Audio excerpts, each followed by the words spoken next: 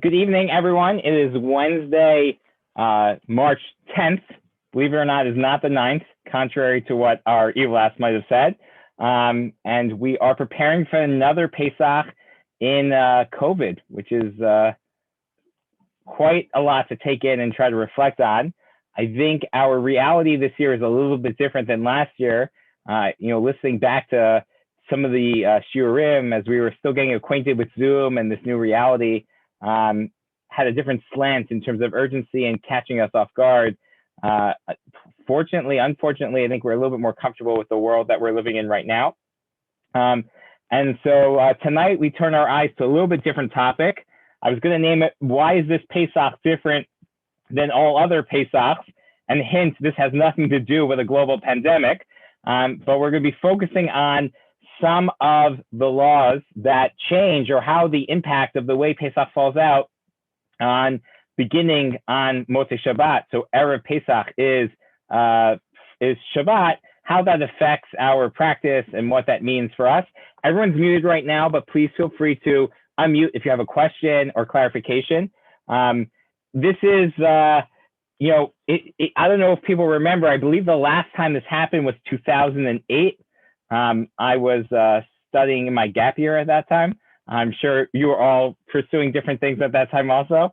Jeremy, you were just graduating high school, right, Jeremy? I saw that smile. And if you don't really recall what this experience was like and all the ins and outs, you're actually in great company. For those who are doing the daf, and it's a shout out to the people who are actually learning the daf right now, in another corner of our virtual shul, in another corner of the Zoom room, there's actually a daily Daf Yomi class going on right now. They're in a breakout room so we can have this session. They came across a fascinating story. They're learning the tractate of Pesachim now, and they came across a fascinating story. The story is told that one year, Tanu Rabbanan, Halacha Zu, this situation happened that this Pesach fell out on Sunday, so Erev Pesach was on Shabbat, and this halacha was forgotten from all the people. They didn't know what to do. Pam achat chal arba asar liot b'Shabbos. One time, the Pesach fell out. Erev Pesach, the 14th of Nisan, fell on Shabbat. Shachu. They forgot. V'lo yadu im Pesach dochet haShabbos imlav. They couldn't remember if the Paschal offering that we bring, the Pesach korban that we bring on Pesach, whether that overrode the Shabbat or not. Amru, they said, is there any person who remembers whether this what we do in this situation? Does anyone remember the halacha? It's almost wild to imagine that no one knew what to do with such an important thing. And they said, there's no one person. There's one person in all of Israel. Yesh Adam Echad. There's one person. She'ara mi Bavel, that came from Bavel. V'Hillel Habavli Shemo, and his name was Hillel Habavli. Shishime Shnei Gidolei Ador, who was a student, was a mentee of two of the leaders in Bavel. Let's ask him. Maybe he knows. They ask him, Shalchu v'karulo, they call to him, to the Beit Midrash, to the town square, as they're trying to figure out what they should do in this situation. And he says, does no one know the answer to this question, in a mocking way? He gave them the answer, and they appointed him headmaster of the yeshiva in that moment. And this is where Hillel, the famous Hillel, his origin story is. And that's sort of what we see occur. So we're all in good company that we don't exactly remember. But we're going to try to do that tonight.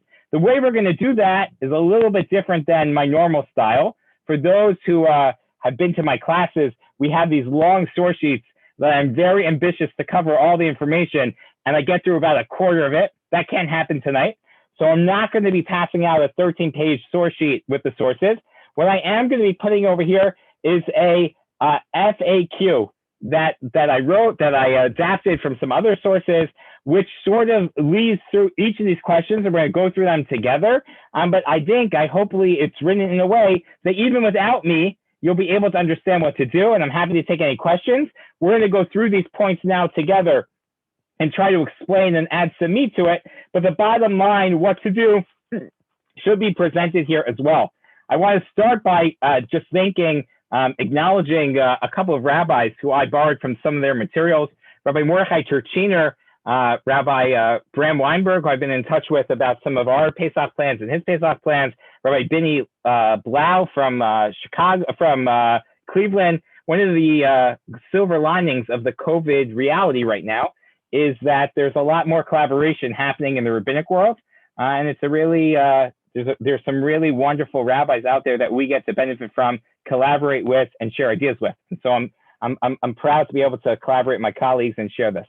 So we're going to go through this. We're going to work in chronological order, sort of what you would experience on a regular Pesach, sort of identify what's a little bit different and what we should do in that stead. Everyone with me, any questions so far? I haven't lost anyone yet. A thumbs up. Can you still hear me? Awesome. All right, thank you. So let's start. Question number one, when do we do the fast of the firstborns? If you recall, normally in a regular year, the fast Tanit Bechorot, the fast of the firstborns are done the day before Pesach, commemorating the fact that firstborns were saved from the from Makat Bechorot, which happens on the eve of the Jewish people being saved. So historically, it makes sense to do this right as we go into Pesach. And so that's normally what happened, except this year, the problem is that we can't fast on Shabbat. Right? We don't fast on Shabbat. The only fast that overrides Shabbat is Yom Kippur. This is clearly not the same stature of Yom Kippur. We can't fast on Yom Kippur. Not only that, we also, so what do? We really have three choices. Either we push it back one day, or we push it back 2 days, because we don't like fasting on Friday, so that we don't go into Shabbat, all in pain and not so comfortable. Or number three, it's a nice custom. There's nowhere in the Bible that says firstborns should fast on these days. And so maybe this year we just don't do it, right? Those are the three potential options. Thank God already the Rambam describes in this situation, he talks about a different situation when it comes to Purim. But jumping straight to the halacha in this situation, the Shulchan Aruch, Rav Yosef Cairo rules that if Pesach falls out in our year, that we push back the fast to the Thursday before, and that is when we have the fast of the firstborns. I do that with air quotes, of course, because we don't really fast on that day. What we do is we set up to hear a siyum. We set up to participate, either to finish some part of the Talmud, or at least be part of that, and therefore we're able to not fast. There's a little bit of a question this year if we're a little bit more lenient because it's on a different day, or we're more stringent. Maybe we're a little bit more lenient. After all, it's not even the rabbinic enactment of the time it's supposed to be, meaning it's supposed to be Erev Pesach. We're already pushing it off. So this is a rabbinic enactment that's been pushed off. So maybe we're more lenient, but others suggest maybe we're more stringent. Normally, we allow more leniencies to get out of this fast. All you have to do is sort of hear a siyum. You can be on Zoom. You can be at whatever. It's because it's Erev Pesach, and we don't want people going into Pesach, into the Seder, not being able to stay up late and enjoy the Seder because they've been fasting all day. So we're more lenient when it's really the night of the Seder. But this year, it's not the night of the Seder. But neither of these opinions are accepted. And what we do is that it's a regular fast. The Shloach notes this. And then continues, actually a fascinating halacha that is probably little well known, that if you have a child who is a firstborn that is not bar mitzvah, the custom is that the father should fast on his behalf. And if the father is already a firstborn, then in that situation, the mother should fast on her child's behalf. It's a little known source, but it's one of these situations where we see this role both for the father and for the mother. All right, so that's what we do. We fast on Thursday. There'll be a siyum at 7:30 a.m. after davening that people can partake in, and you can either join on Zoom, and of course it'll be in person in shul, and you can be with us. Everyone with me so far? Awesome. Moving on. When do we search for the chametz? So normally in a regular year, we search for the chametz on the night before the Seder, the 14th. We do it at night Both the Talmud tells us because that is when the family has gathered together. And also, we want to do a really good search. We want to be able to look in every nook and cranny in our house. And so we want to use a candle or a focused point of light. And that is much more effective at night. You walk around with a flashlight in your house. During the day, it doesn't illuminate as well. But if you walk around at night with a flashlight, you can really see the contrast, helps focus the eye, it helps us do our search, and therefore we need to do it at night. So obviously the problem is you can't do that on Friday night this year, or you can't walk around with a candle or a flashlight on Friday night. You can't do that. So what do? So we begin to do the search the night before, Thursday night. After 7:51, which is the time for Tet HaKochavim, for nightfall, we have opportunity to begin to search for chametz. We're supposed to do it as quickly after nightfall as possible. You shouldn't begin a meal or eat or conversation. You should do that as best as possible. It has all the trappings of the regular year and all the requirements. We make a bracha, we make a blessing at the beginning of it. If you put out pieces of bread, you should still put out pieces of bread. At the end of it, we say the special kol chamira. We say the special nullification of any bread that we didn't find or any chametz that we didn't find. We do it with the same diligence. If you forget to do it on Thursday, you still have to do it on Friday, just like if you forget to do it on Erev Pesach, you still do it on Friday. If you're going before Thursday, just like in previous years, you do it without a bracha, but Thursday is the night of b'dikat chametz, and that's what we do. I want to take a step back. B'dikat chametz, the searching for chametz, is one of three ways that we fulfill a biblical obligation of tashbitzu, of destroying chametz from our house, of nullifying, of eradicating chametz from our residence. We have to get rid of it. There's a little bit of a question of whether this is a passive obligation or active obligation. Meaning, let's say it comes Thursday, and as we do in our house, we try to spend down as much chametz as possible. You know, we have, this week we've been going through the tacos. Last night we had fish tacos. Tonight we had salmon tacos, right? Let's say we run out of all the chametz. Sid wants some, I see. Let's say we run out of all the chametz before Thursday. So is this a biblical obligation to remove chametz from our house actively, and therefore have to go out to the crowd, buy some bread to then destroy? Or is it a passive obligation that if my house is rid of chametz, then I'm okay? And if it's not rid, I have to make myself into a position where I rid it of chametz. That's a whole interesting conversation, but not so practical right now. But the first way that we rid our house of chametz is, number one, searching for chametz, which we just said we do Thursday night after Tet HaKochavim. In West Hartford is 7:51. You make a bracha, you search for those chametz, whether you put out 10 pieces or not. You put that aside. We'll get to what you do in the morning. Now, what do you do in the morning? You burn the chametz. So normally in a regular year, why do we burn the chametz? Erev Pesach, the day before Pesach, before the 6th hour of daylight, right? We do it in the morning before the 6th hour of daylight. Obviously, this year we can't burn the chametz on Shabbat, right? We can't do that. Now, there are other means of destroying chametz that are more Shabbat friendly, which we'll get to. But there seems to be a need to still burn chametz. The Gemara, the Mishnah tells us there's a debate. How do we fulfill this mitzvah of destroying chametz? The Rabbi Yehuda says, "Ein bir chametz." There's no destroying chametz ela b'streifa, only with burning. And the only way to destroy your chametz is to burn it. The Chachamim, the rabbis, teach us that there are all different ways. You can break it up into crumbs and throw it into the wind. You could dip it in the sea. You can go, anything you could do. They didn't have indoor plumbing then, but we'll talk about flushing it down the toilet, right? There are all different ways to get rid of chametz.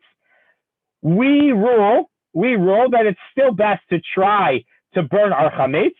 And so therefore, this year, to preserve that practice, we destroy the chametz on the Friday as well, as we normally do in every other year, which means this Friday, this year, on Friday before Erev Pesach, we will burn the chametz on March 26th before 11:42, right? That's the latest time to burn chametz, 11:42, keeping in mind that we should still leave out any chametz that we'll need to have on Shabbat, which we'll get to, and really that we can eat throughout the day. It's a weird irony. You burn the chametz at 11:42 a.m., but at 12 o'clock, 1 o'clock, you can go to the Crown and buy a slice of pizza.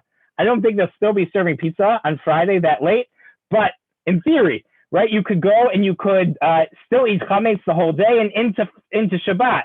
But because we're preserving this mitzvah of burning the chametz, we do it in the same way that we would do in another year, lest we get confused on what time you have on Erev Pesach to burn the chametz. So we always burn the chametz until that point of the year. The third facet of this destroying the chametz, we talked about searching the chametz, we talked about burning the chametz. The last is called bittul, that we nullify the chametz. We say kol chamira. We announce a declaration that any chametz that's in our possession that we haven't uncovered yet, that we don't know about yet, we want it to be ka'asar ka'ara. We want it to be totally as if it's worthless to us, that it's like the dust of the earth. Why we do all three of these is a conversation for a different time, but it is the way that we get rid of the chametz. So this year, what do we normally do in a regular year? In a regular year, we say kol chamira at night after we do the bedika, after we do the search. It's a slightly different text than what we say then the second time during the day. We say all the chametz that we don't know about, all the chametz that we haven't found, we want to be nullified. We leave out the chametz that we do know about because we want to preserve that for the morning to burn. Then we burn the chametz, and then we say kol chamira, including both the chametz that we know about and any chametz that we don't know about, and that is our last, ownership of chametz at that time. This year, obviously, we can't say kol chamira. We can't say this declaration that we want nothing to do with any chametz on Friday, because we do want something to do with chametz. We want to be able to eat our chametz later into the day. And as we'll talk about on Shabbat, we still need to have at least 2 Shabbat meals, which will require lechem misha, which will require having 2 things that we can make Kamotsi on. And so one of the ways that we're going to talk about that is by preserving some bread. So we're not able to make that declaration at that point. So we do not make the declaration on Friday, but we make the declaration on Shabbat. And by the way, we can't make the declaration on Friday. Not only would it be ineffective, it would be problematic. If I make it on Friday and then I come home and I continue to eat my chametz, not only have I shown that I don't really mean to nullify it, right? I say this is totally nullified, and I come home and I continue to eat it. So I'm showing that nullification meant nothing. I'm reacquiring it. I'm still owning it, so it doesn't do anything, number one. And number two, it shows a certain laughable category of all my nullifications, right? Is this really serious that I'm saying this and I'm retaking possession? So it calls into question my ability to nullify chametz at a later point. Maybe I'm not really serious about my nullification. And so for that reason, what we do is we do not do the kol chamira on Friday, but this part's really important. We do need to say it on Shabbat before 11:42. Before 11:42 on Shabbat, we need to say that. That way, we nullify any other chametz that's in our realm, any other chametz that we have connection with. This way, we finalize that mitzvah of destroying and ridding ourselves of chametz. I will give everyone a suggestion right now, something I will do myself. I'm going to tape to the living room where I'm going to eat my Shabbat lunch a sign that says, make sure to say kol chamira. On a regular year, it's easy to remember to say kol chamira, right? Everyone's there burning the chametz. Someone's going to say it. They're passing around the card, right? That's what we do. People are reminding you you're in the spirit. On Shabbos morning, we're going to have an early davening. We're going to be rushing a little bit to eat. We're going to be a little bit off schedule. It's very easy not to be in the mindset to remember to say kol chamira. So write a sign. If you have a neighbor, have them come knock on your door, right, in a COVID-safe way, of course.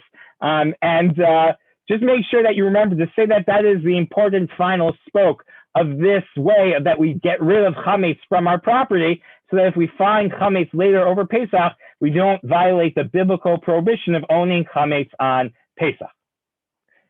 Everyone with me so far? Awesome. All of this is written also, so you should be able to read through this, and I'm also here to answer any questions. The times are in here, and that's all there. All right, moving on. And please, if you have any questions, feel free to throw it in the chat or just chime in. So when is our chametz sold? So normally we sell the chametz in that twilight time after you can no longer eat chametz, and while you still own the chametz before it's too late to own the chametz. And that's when we sell it to Mr. Page at the New England Jewish Academy. He's well versed in buying people's chametz, probably one of the most knowledgeable people in Connecticut after he's been doing it for probably a decade now. This year, we obviously can't do that on Shabbos, right? You can't do a business transaction on Shabbat. So we can't sell it on Shabbat. The problem is that if we just sell it on Friday, right, then all the chametz that we want to eat on Shabbat, right, is already sold. You can't eat Mr. Page's chametz. He's a nice guy, but this is a business transaction. You can't just go eat all of his chametz. And so we're sort of stuck in limbo here. And so there are really two different approaches, what people do. Some people sell the chametz on Friday at that time, and they exclude from the sale just what's going to be eaten on Shabbat. And then we as a community have an obligation to make sure that whatever we excluded from our sale, we either eat or destroy and get rid of on Shabbat, which we'll get to in the question number 8. A lot of these questions say, see question number 8. We'll get to question number 8 shortly. That's what we can do. Or some people do all the kinyanim, all the modes of acquisition on Friday, but it's a delayed sale that kicks in at a certain time on Shabbat. It's very questionable whether you can do that, right? To make a business deal that kicks in on Shabbat, it already sounds a little weird. What we're going to be doing is that first option. We're going to be selling our chametz as a community on Friday. That means that any chametz that I acquire or I've excluded from that point until 11:42 on Shabbos morning, I need to get rid of, I need to destroy, or I need to eat. Meaning, if after I sell the chametz on Friday for the community, you go and buy a chocolate bar or a croissant or something like that, it is not included in the sale, and you can't include it in the sale. You need to make sure that it is destroyed, eaten, or disposed of before Pesach starts, or else you're going to have a problem. All right?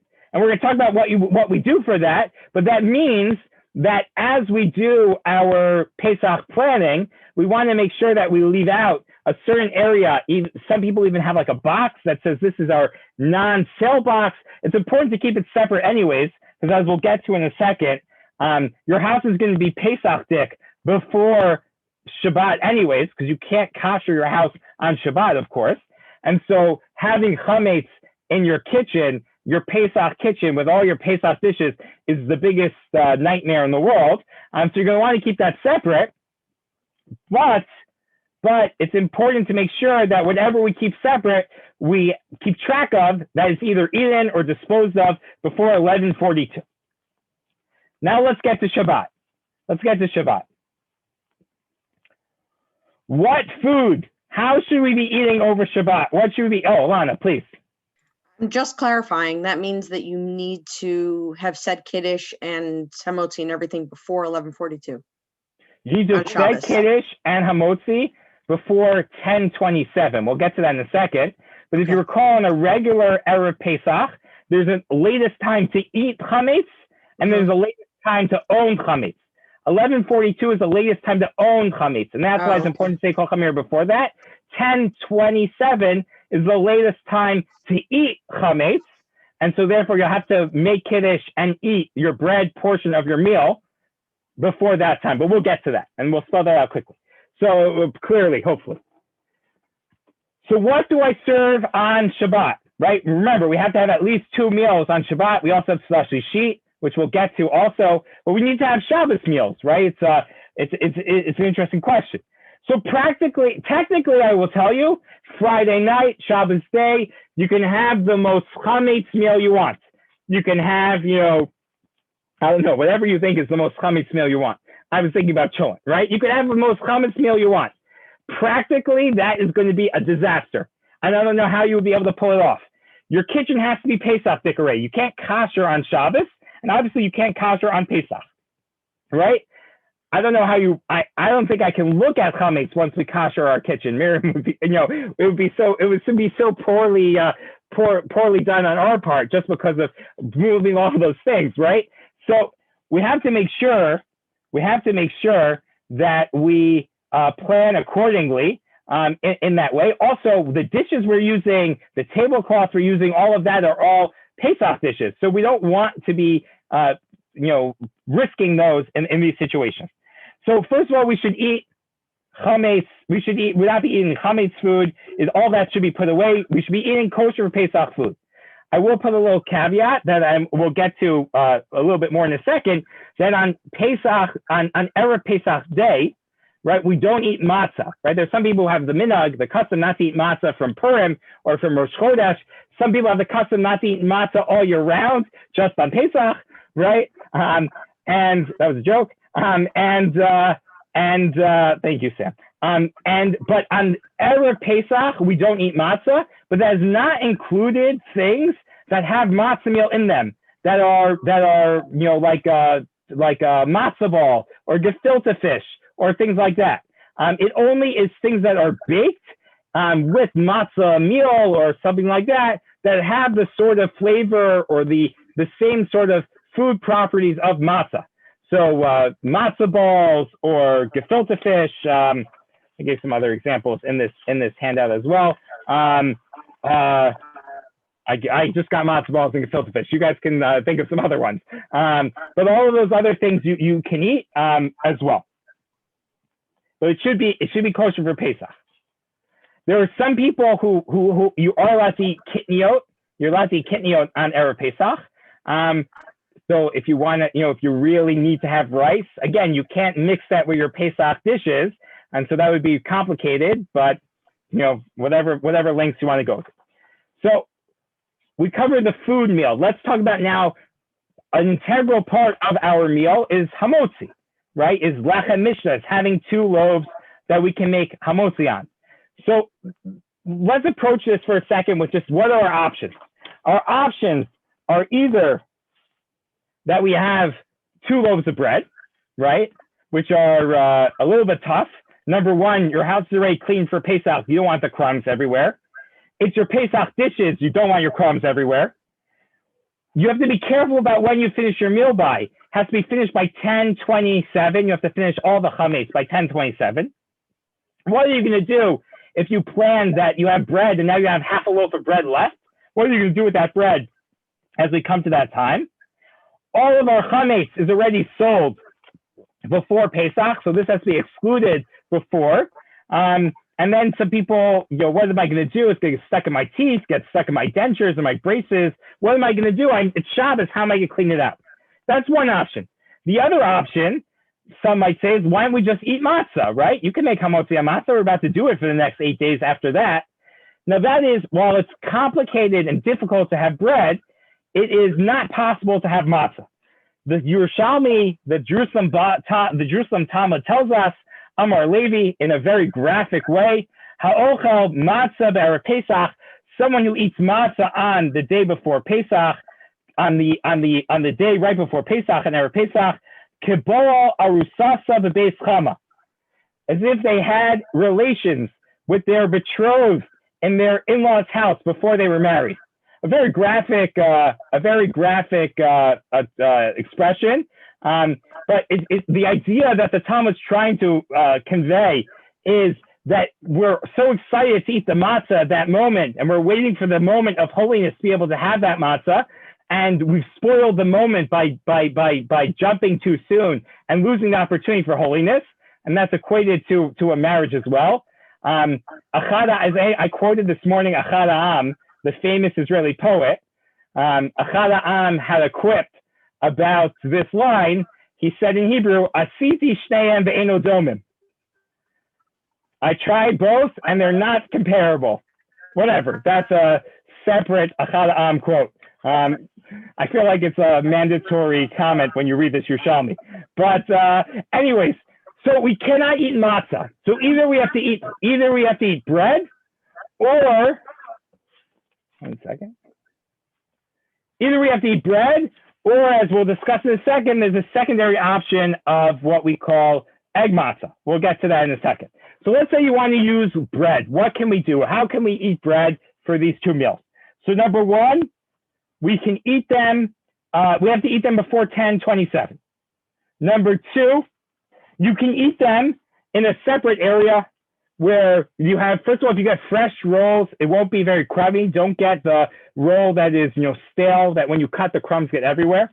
You can have them in a designated spot, eat them very carefully, and then sweep off and make sure you really collect all those crumbs that are around. Don't eat them on your Pesach dishes, obviously. You can eat them either on disposable or put plastic down or some ideas, or you can go outside. You can go outside and eat them. I remember as a child eating on my front porch. There's one caveat about eating them in a different place. There's a Shabbos halacha called Kiddush b'makom suda, that you have to make Kiddush where you're going to have your Hamotzi as well. And so either you can do it if, let's say, your porch is sort of contiguous with your kitchen, with your dining room, so you can eat. You can eat at your table, make Kiddush, go outside to your porch, and then come back in. Or you can make Kiddush in the same location where you're going to eat your bread. The only caveat to that is that you have to bench where you ate your bread. So let's say you're going to be eating at the Brander house. So let's say we're going to be eating on our front steps. And let's say you couldn't see my front steps from let's say my house was twice the size, so you couldn't see my front steps from my dining room. So in that situation, we would go outside, we would make Kiddush, and then wash and eat the bread on my front steps. I would come inside, sit at my table, have the rest of the meal, and then when I'm done eating, I'll go back outside and bench where I ate my bread, because I know I'm able to do all these, move these locations, because I know I'm having this in mind from the outset, and therefore the bracha is, can be on both places, and that's without a problem. Remember, you have to finish the bread part of your meal by 10:27. So that's just important to keep in mind. But you can continue eating until later in the day after that as part of your Sudat Shabbat. We haven't talked about Sudat Shlishit yet. We'll get to that. What do I do if I have some rolls left over? Right? Really, you should try to make sure that you plan precisely that everyone has a little bit to eat of the roll, and then that's it. So you don't have left over. But what should you do at that point? So before, again, 11:42, which is the last time to own chametz, you need to either make sure that some people say that you should flush it down the toilet. There's a little bit of a controversy around that that's not really the best way or the appropriate way for us to handle food, right? We're blessed to have bread that we don't need and that we could flush down the toilet, but still it's bread, it's food, and we should really honor the food that we have. And so there are people who are very reluctant to do that. Others suggest that you should put it in a bag, make sure you put it all together, particularly if it's little crumbs, put it in a bag, put it in your garbage, bring it to the front of the house, and then, as the Kesslers will attest, the police will come and tell you that you brought your garbages out too early. You'll tell them, Officer Dave, don't worry, it's okay, the rabbi told me. And if it's not Officer Dave, just tell them you did it for religious reasons, and in West Hartford, they'll be fine with that. If it's more, I'll get to you in 1 second, Judy. If it's more than just a little bit of crumbs, so then you can't just, put it on your garbage and say it's nothing. Then I would say make sure you spray it with some Windex or some caustic chemical that will make it inedible, and therefore it's part of the process of moving it outside your house and declaring it ownerless and putting it in your garbages at the front of your property, that is okay as well. If you're eating outside on your deck and there are little crumbs, you don't have to worry about that. That's not chametz. The birds will get it, and it's not chametz. It's very little amount. It's dirty, and unless you're, no normal person will get down on all hands and knees and lick up the crumbs off your deck. And even if you find someone like that, that doesn't mean that that's what normal people do. Judy. How about just leaving the leftover challah, whatever it is, out for the birds, in addition to crumbs? It's great to do that, except you're betting a lot on the birds to eat that before 11:42. Oh, the birds have to eat it before 11:42? It's in your property. It's yours. You're being generous and giving it to the birds, but it's still there until they take it.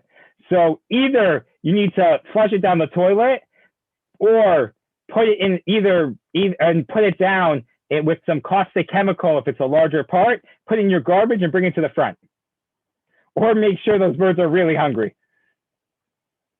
But I wouldn't rely on the birds. All right. Any questions about this as we're moving on? So that's one option. Alana, yeah. So we're gonna make the hamotzi before 10:47 or eat the bread. 10:27. Can you have yeah. what did I say? What? Whatever. Yeah. How long can you wait to, like, can you have a gap in time to have the rest of your meal? So in order to include it, you can't, wash and then walk away for an hour and then, have your meal. If you're going to do that, then have something small to eat and then bench, and then you can have more to eat later in the day. Okay, gotcha. But you want to make sure on the one hand that you're having your bread for your Suda, for your Shabbos meal.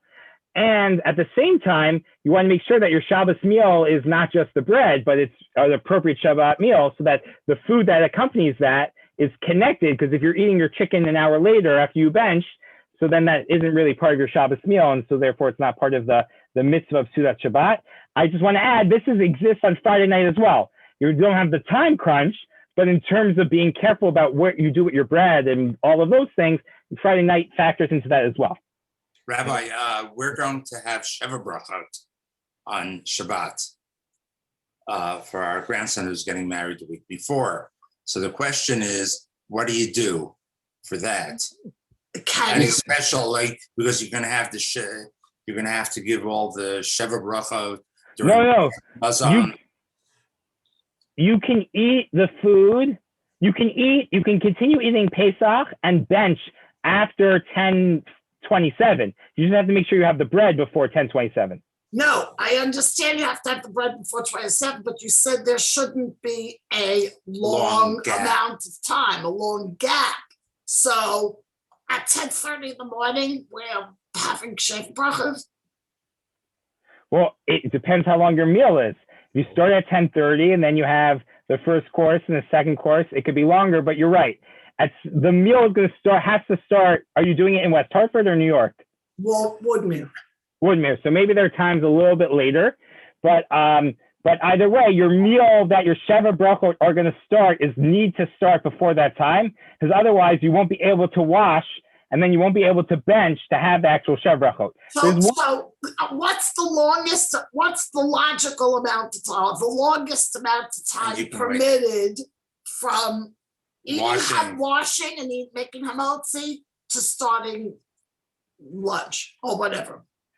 So there's a time limit, but there's also what we call hesek hadas, meaning if you washed and then you guys you went to go do something totally different, you went somewhere else, that might be also a problem. But let me follow up with you after this just to go through the details of that, because that's a little bit involved. There is another option. What about egg matzah? What? Egg matzah? Can egg matzah be part of this? You're stealing my thunder. You're stealing my thunder. Oh. Any questions on this before I go to the second option?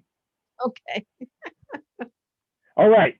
If your blood pressure is already gone up, just thinking about having chametz around after your kitchen's been Pesach, I have another answer for you, another suggestion, and that is what we call egg matzah, right? Egg matzah is an interesting category. And then, by the way, not all egg matzah is kosher for Pesach. I actually went to the store today. There's some egg matzah that's not kosher for Pesach. Make sure if you use this solution that you get kosher for Pesach egg matzah. I know that sounds like an oxymoron, but it exists. You can use egg matzah. Now, what's the benefit of using egg matzah? Number one, you still, let's play that out and then we'll get to the benefit. So egg matzah is an interesting question, right? On the one hand, there are a couple of questions that come up with it.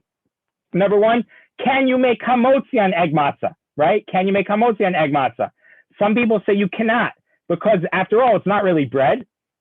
It is, it's not pure bread. It's what we call pasaba b'kisin. It is flour that is mixed with eggs or fruit juices or other things. And therefore, you might not be able to make kamotsi. For this argument, let's say you can make kamotsi. How can you eat egg matzah? Can't you not eat egg matzah just like you can eat matzah on Erev Pesach?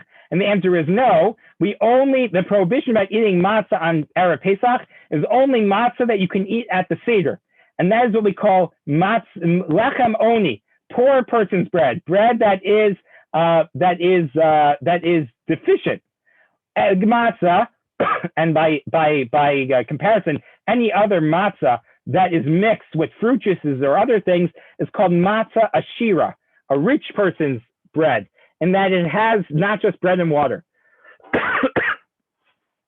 And therefore, you are able to eat it on Erev Pesach because one is not able, unless they need to, for health reasons, really fulfill their mitzvah of matzah at the Seder with egg matzah, right? And therefore, one can eat it on Erev Pesach. When can I eat egg matzah till? So that's a really interesting debate. The common understanding and the common approach is that one can eat egg matzah only until the same time when you can eat chametz, until 10:27. And therefore, the benefit you get here is really not just the time, it's not the time, but not having to worry about the egg matzah crumbs and being outside and chametz, and you can own egg matzah on Pesach without a problem. And so therefore, if you have leftover, it doesn't matter, and this and the other. There are those that allow one to eat egg matzah later into the day. Rav Hershel Schachter, recently in conversations I had with him and with other rabbis, have allowed that this year, not for COVID, but just in this situation. So who am I to say that that is not a proper custom opinion to hold by? So one can eat egg matzah later in the day as well. I think the custom and the practice that I understand and talking with others as well is that really to not eat egg matzah past 10:27, but that each person can make their own decision on what to do with that. You cannot have a Suda, you cannot have a big meal on any Erev Pesach, Shabbos or not, later in the day, so that we would take away your appetite for the Seder, which this year is 404. And by the way, if you're wondering where are all these numbers coming from, in the packet, there's this page. I think I disappeared now, but in the packet there's this page that has all the times for davening and everything that we're talking about, so it's all there. But the latest have a large meal to finish a meal by is 4:04, which is a half an hour before Plaga Mincha, a half an hour shot maniot before Plaga Mincha, and so one can eat that as well. So again, just to recap, for lunch and for dinner, you have two options. You can either make it with bread, and I would suggest fresh rolls that aren't very crummy, and that you eat it in a certain location. You make sure you have exact amounts so you don't have too much, number one. Or number two, you can eat egg matzah, matzah ashira. Ideally, you should finish that also by 10:27. But if not, you could go a little bit later into the day as well. And Eileen and Bernie, maybe that's something that, depending on what they rule in the 5 towns, maybe that might be a solution as well. Rabbi, so you mean, I know this is a dumb question, you're not going to treat the egg matzah like chametz. In other words, you finish it at 10:27, and then you have to get rid of it. Yeah, you don't, then you just put it with your Pesach stuff. Don't eat it on Pesach, but it's not chametz, it's kosher for Pesach. You don't have to worry about it. There is a custom. I had a hard time tracking down where this stringency came. I actually found it. Rosh Zalman Auerbach writes about it, that one shouldn't have egg matzah on Erev Pesach on their Pesach dishes. It's a laudable thing to do, but it's not chametz. So if you did, don't worry about it. All right. Again, 11:42, make sure you say kol chamira. Make sure you make this nullification of any other chametz in your possession that you know about or not, because that's very important. Question number 8, what do you do with chametz that remains after your meal before 11:42? So either you can have a non-Jew remove it herself, right? If you have a neighbor or a housekeeper or something, they can come take it for themselves. You can flush it down the toilet in small quantities. Some people avoid this because it's degrading to the food.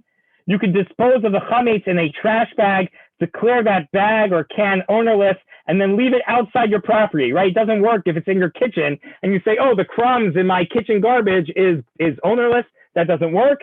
And avoid using it during Pesach. If it's larger amounts of chametz, you should douse it with some bleach or some caustic cleaner.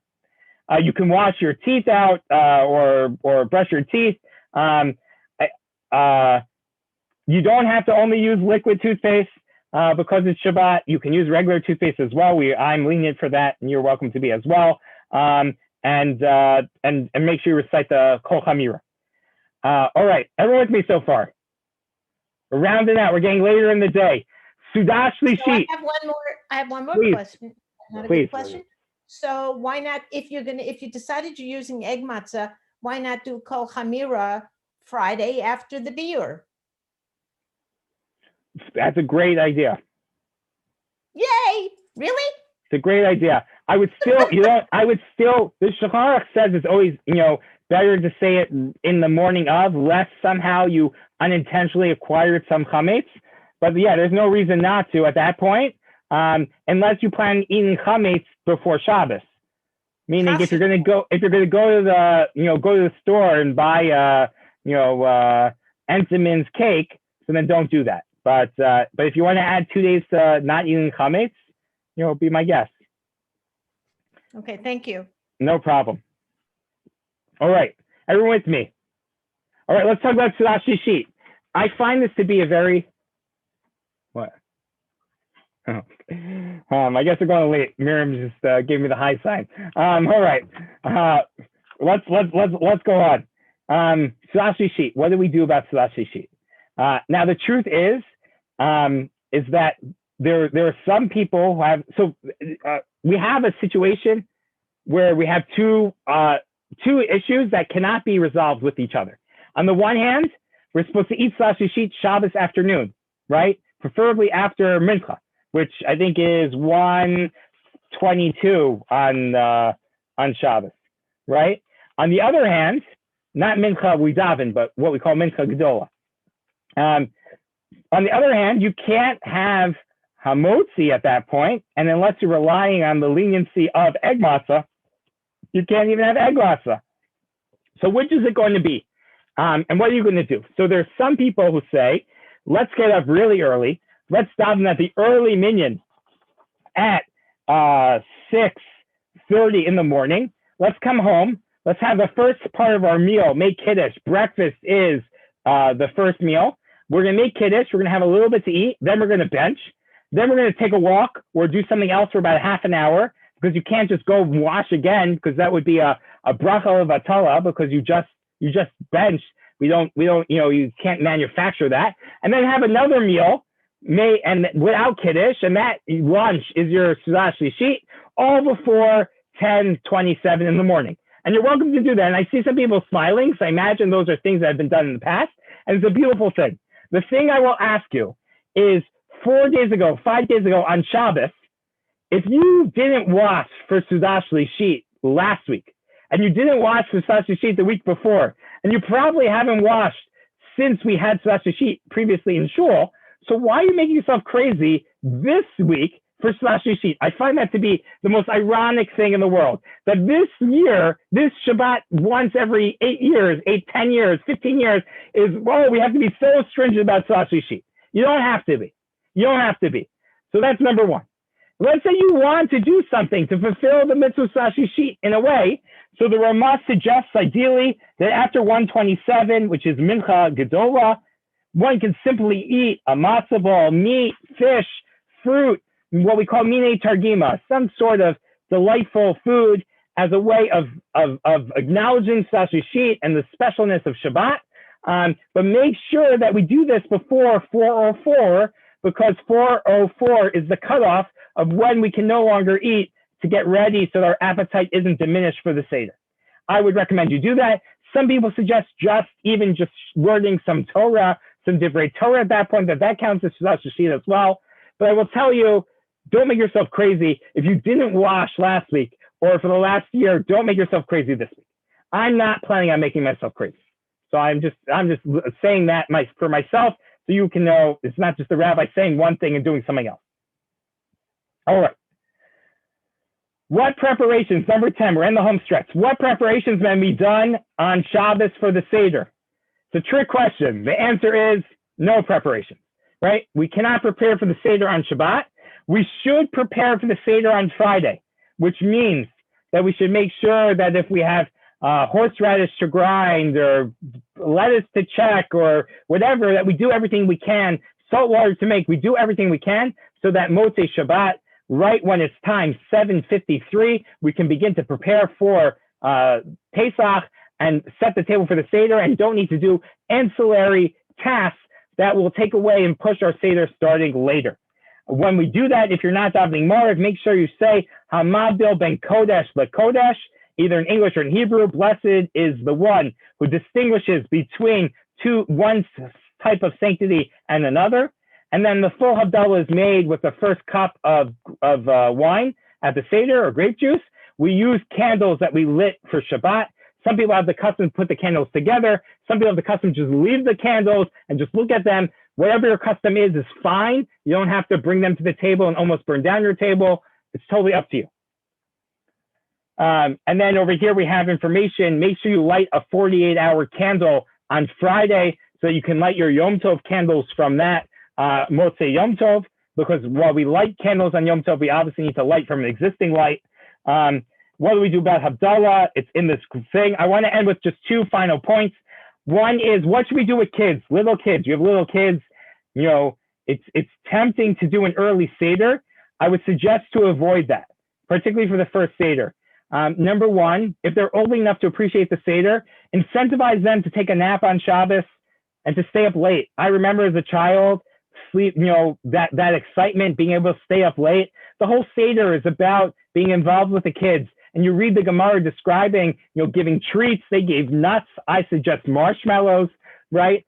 Those were to get the kids, not that were up, but who, you wanted to convince them and cajole them and excite them to stay up. And obviously, if you're doing it for chinuch, to educate your children, it doesn't make sense to do it in a time when it doesn't really do that. Obviously, that doesn't mean have a 4-hour Seder before you eat anything at night. What I would suggest then is have a quick Seder at the beginning at 7:53. Go through Manishtana, do whatever, do that cup, let them drink grape juice, let them have mower, let them have matzah, and then put them to bed, and then go back to wherever you want to continue from on your own as adults, or go through it at kids' pace, whatever you want.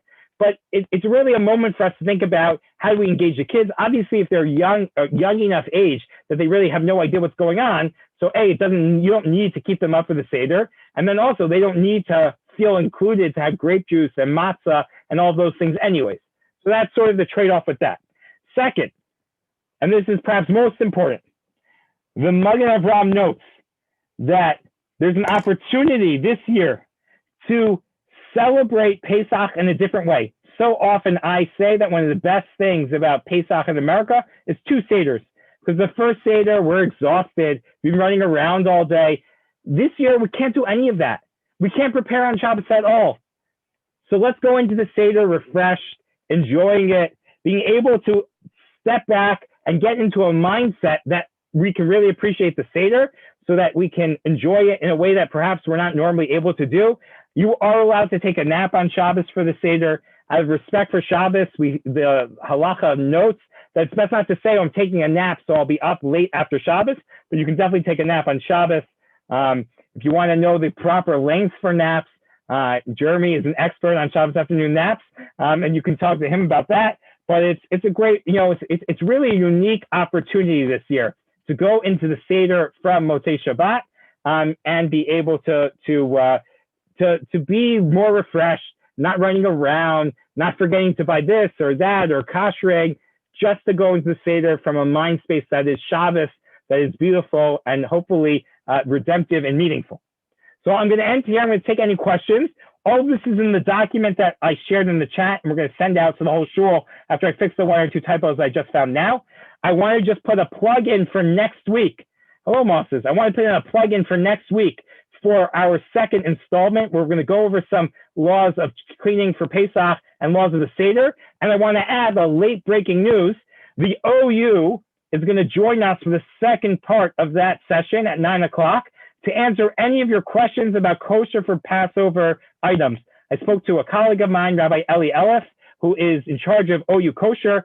And he's going to be joining us at 9 o'clock to answer any questions about OU kosher in general. If you've always been wondering about why some things are D or DE, you can ask him that also. I always love listening to him answer that question. He'll be on to answer and go through questions as well about products and kosher for Pesach.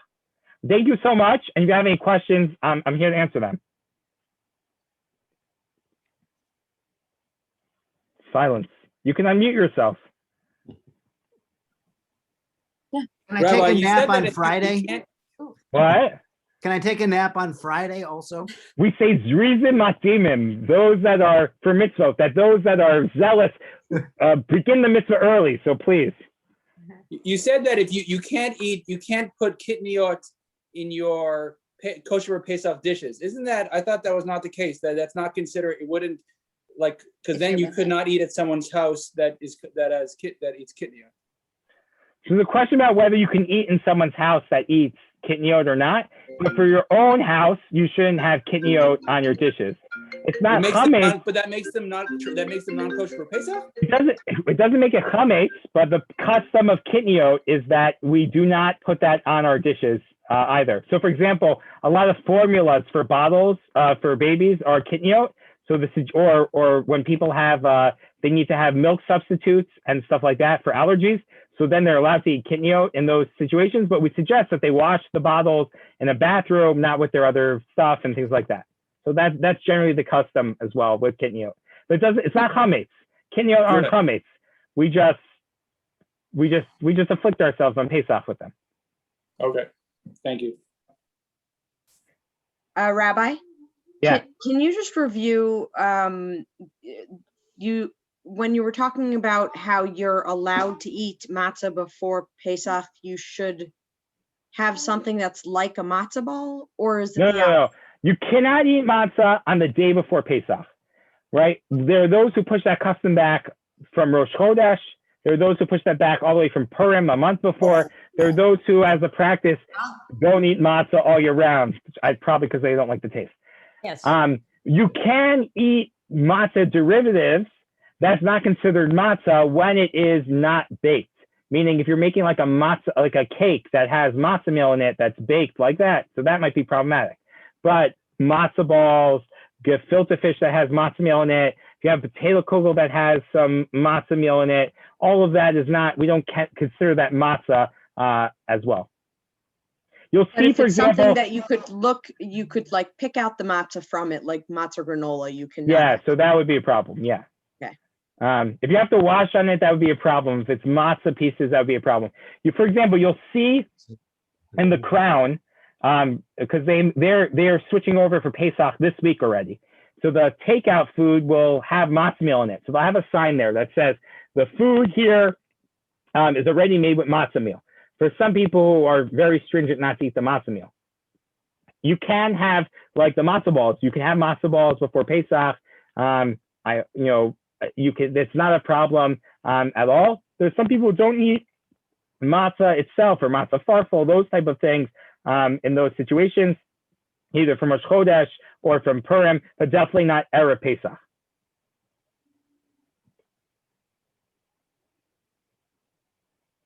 Okay.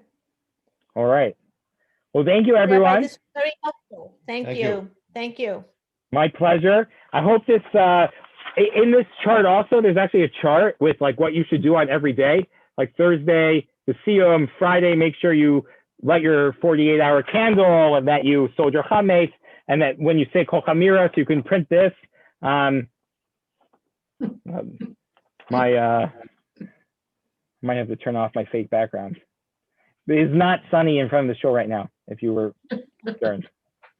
Rabbi, where can we access the recording of this after it's done? It'll be on our YouTube channel. Just go to YouTube and Google Young Israel of West Hartford.